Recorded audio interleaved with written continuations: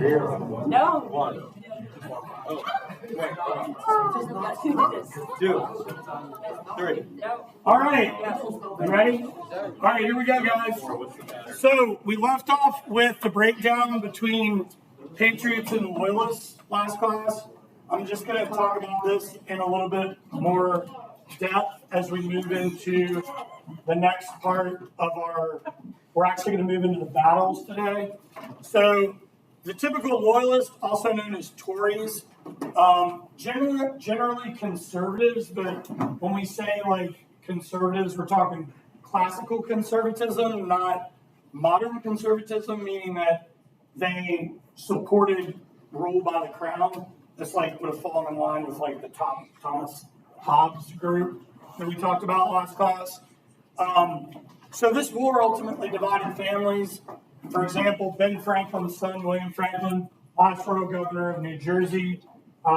This war will tear the two of them apart, and they will be estranged after this war ends. The reason they get the name Tories, we talked about, this is in reference to the conservatives in Parliament that supported the war. Loyalists were more numerous in the Anglican strongholds, like the South, for example, and more so southern areas along the coast. But it's not just Loyalist strongholds aren't just confined to the southern coast. Like, for example, New York City was a Loyalist stronghold.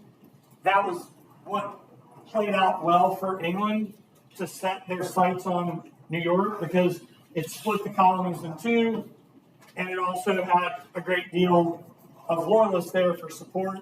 Also, I'm going to ask you guys why you think New York was a good choice for them as the war gets kicked off.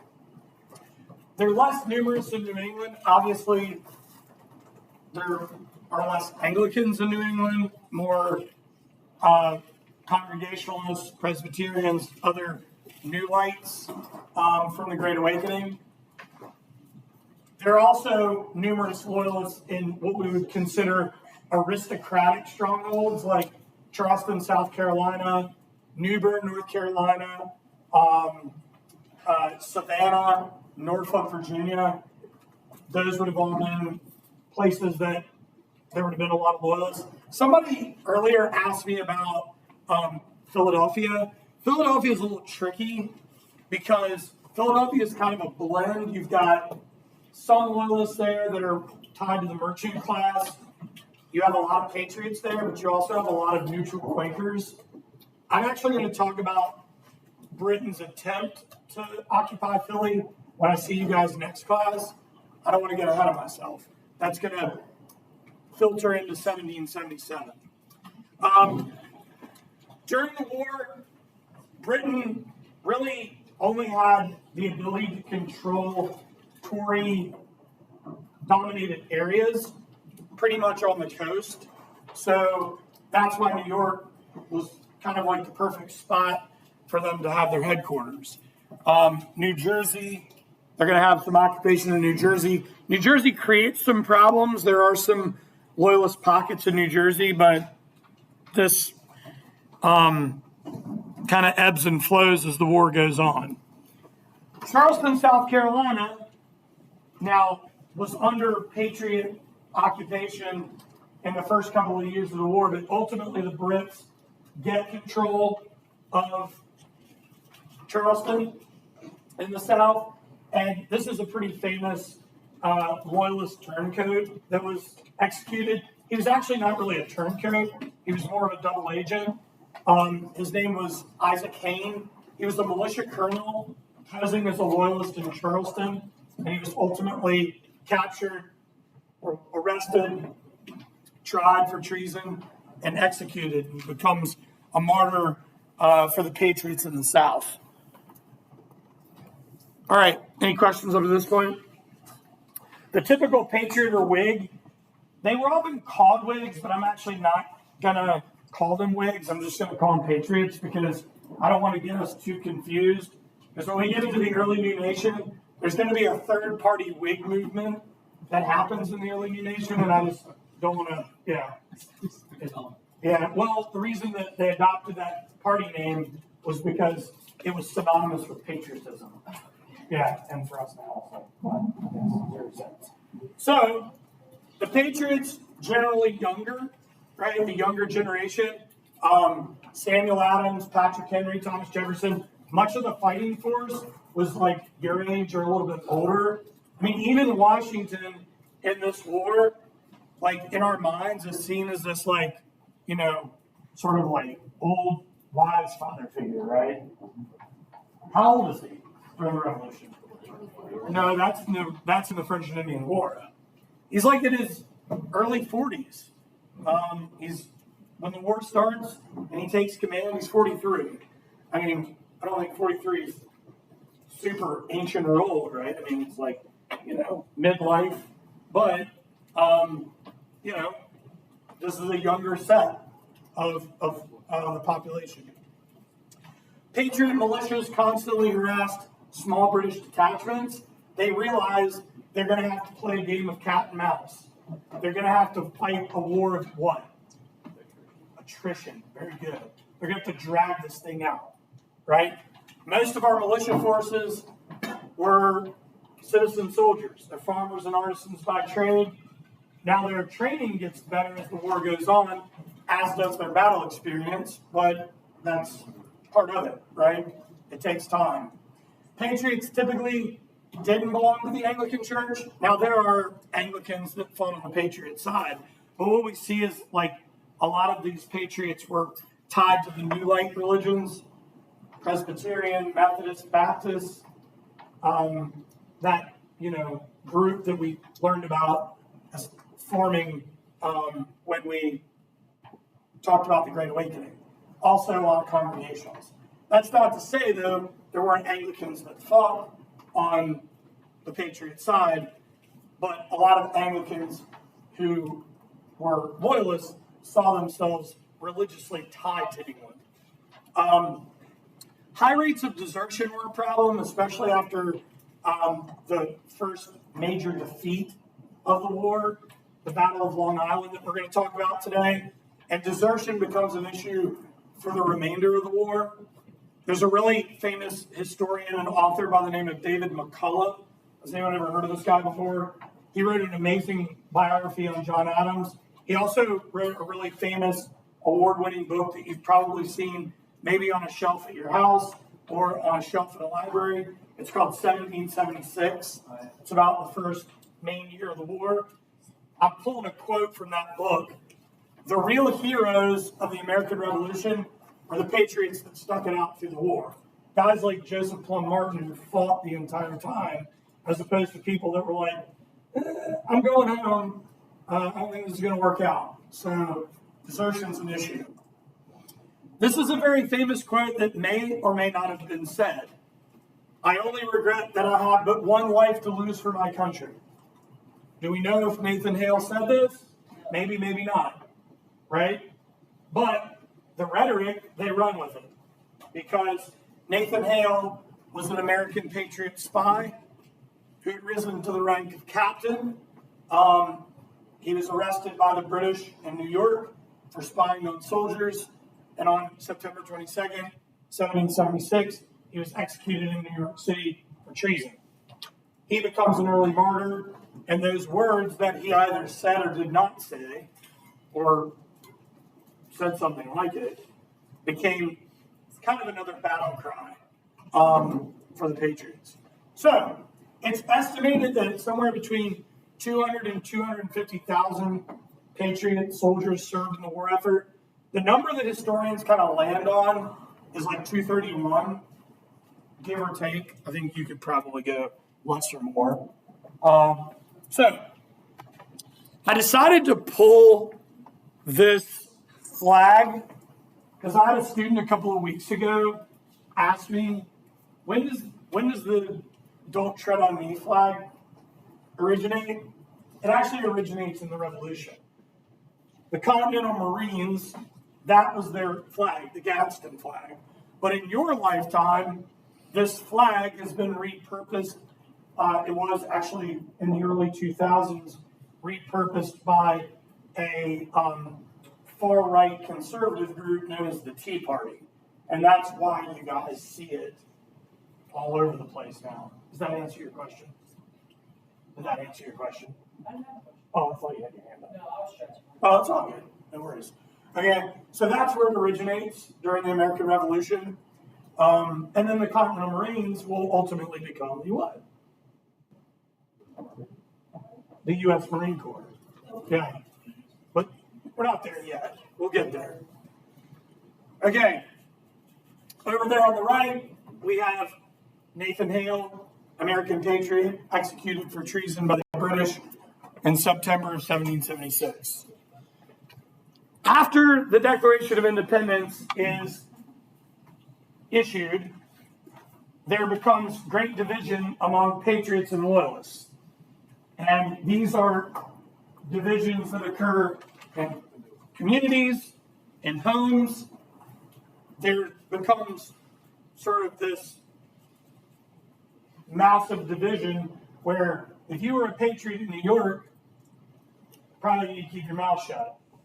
If you are a loyalist in Boston, probably want to keep your mouth shut because the tension's ramping up.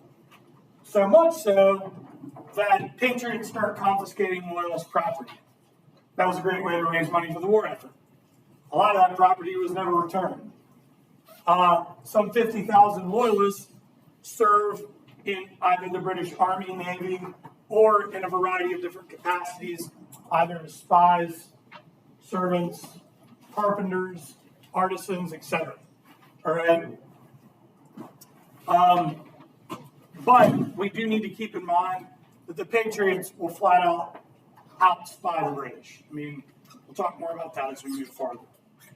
Thousands of African Americans are going to ultimately fight on the British side due to Lord Dunmore.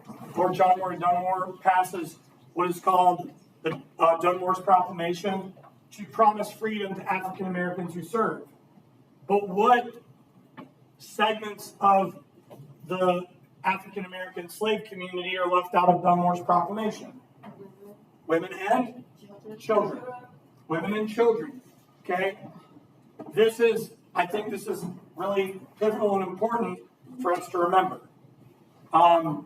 So, I have a really interesting lithograph to share. On the left is an engraving showing a group of American patriots with two loyalists in a wagon driving them out of town and ultimately seizing their property. That's why a lot of loyalists end up leaving America and going to either Canada, Britain, or the Caribbean. And then on the right, that was Dunmore's proclamation. Questions up to this point? Am I going too fast? Is everybody good? Cool. All right. So, let's get into the battles. Through the remainder of 1776. As we know, in March of 1776, the British have evacuated Boston. They are first going to go up to Nova Scotia to send along information to Britain that they need reinforcements. And where are they going to head to? Not back to Boston. What city? New York. Very good. They're going to head to New York. Why New York? Loyalists? A good port. Very good port. In fact, such a good port that you can anchor many, many ships around New York. All right? Also, what have the Dutch and the English built in and around Manhattan? Well, yeah, there will be some bridges. Forts. Very good. Very good. Okay? So, this is where they're going to set their sights. Guys,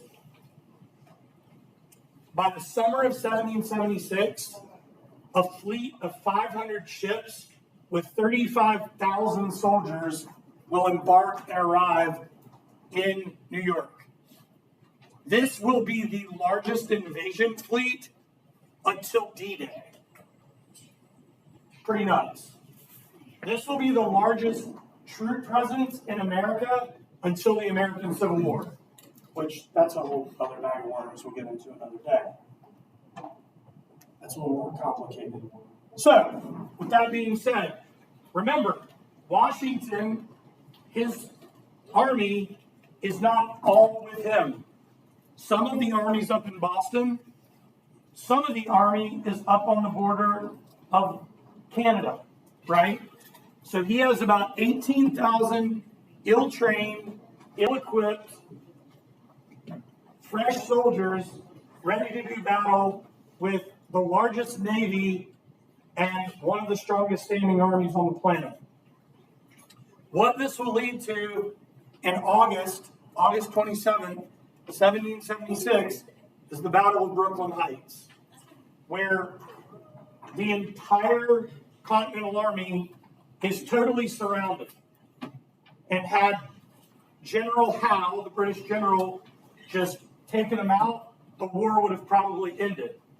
But thanks to delay and a very, very foggy night and morning, Washington and his army are able to escape by crossing the East River and making their way to Manhattan. But that's not without losses. They lost like 2,000 in this battle, either missing, killed, or wounded. Some of the missing were actually taken as prisoners of war. And what are the British going to do with these prisoners of war? Torture them. They're actually going to throw them on ships. And those prison ships in New York Harbor, what are those soldiers going to contract on those ships? Smallpox. This leads to a horrible smallpox outbreak that will occur during the American Revolution. It gets real bad as we head into 1777. Okay? So Washington is going to retreat. How many people have been to New York? Hey, you've been to Broadway, right? Oh, yeah. Retreat up what is now Broadway. Anybody been up to Harlem? Gets to Harlem. They battle again. Cross over from Harlem into White Plains. They battle again. Just a couple weeks later, I'm going to talk about this battle a little bit later. Benedict Arnold is going to fight a British force on Lake Champlain. This will require Washington and his soldiers to retreat across the Hudson toward New Jersey and Pennsylvania. From August to December, 5 major battles are fought. The first one being Brooklyn Heights, and it was the worst American defeat of the entire war. How many battles in the first 5 did the Americans win? 0. People start deserting. This becomes a problem. You're moving into December. The British Army's ready to go into winter encampment. They're not planning to fight anymore. They're actually more annoyed with the Americans than anything. They're like, we'll mop this up later. Because the Americans, they have their tents, they barely have clothes. They lost most of their weapons at Fort Washington when that was taken by the British on the border of New York and New Jersey.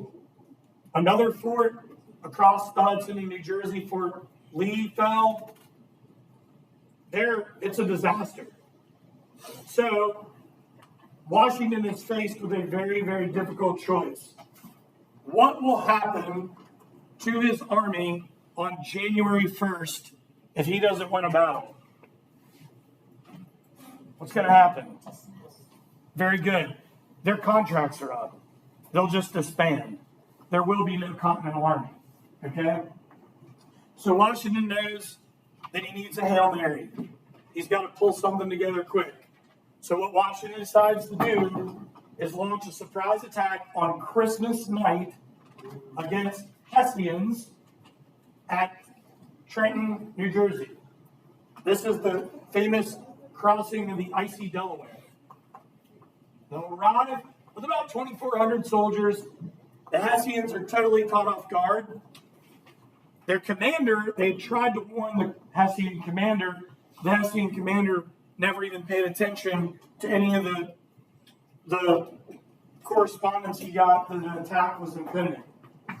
And they end up taking like almost or just over 1,000 Hessian prisoners of war. And Washington only loses 2 men in this battle. Then they leave their fires burning, Howe slow to approach, and they slip away to the north to attack Princeton on January 3rd. And then they slip back over to Pennsylvania, and they've won 2 battles. And the men re-enlist, not all, but most. The really interesting thing about these 2 battles, they have absolutely no they give them no tactical advantage. These are 2 what type of victories? Moral. These are 2 moral victories. These are the victories they needed to keep the war going. And the British think this is like laughable. You want a couple of little battles. These are skirmishes. But this re-energizes the patriot cause. All right? So, with that being said, you're going to have small conflicts that will occur heading into the spring of 1777, which I'll deal with when I see you next class. I do want to give some love to one of our patriot daughters, and that's Sybil Ludington. Has anyone ever heard of her before? She was the daughter of a patriot officer, and she did her own midnight ride on April 26, 1777, at just 16 years old, to warn of an attack near Kent, New York, which is kind of cool. So, questions about Trenton and Princeton. Washington's famous crossing of the Delaware. Do you think that's what it looked like? No way. He's not riding across the Delaware like that. Actually, Henry Knox almost rolled his boat over. He put a boot in Henry Knox's butt and cursed him out. Washington had a little bit of use of foul language during the war, as soldiers would. And then there's the statue of Sybil Ludington in Kent, New York. All right. Did I move too fast there? Or are we good? Is everybody good? This is where we pump the brakes today. Burgoyne's blundering. What I would like to do to teach this and explain it, and I would like for you all to follow me over to the map, or at least your eyes. Okay.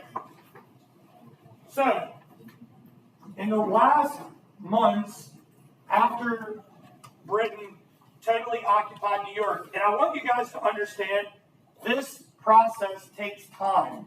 It's not like they just rolled into New York and that was like, we're here, let's do the next thing, right? They win that battle, they have occupation of New York, and it's kind of a slow burn going into the fall because they're still engaged with Washington militarily outside of Manhattan and across the Hudson near New Jersey and Pennsylvania.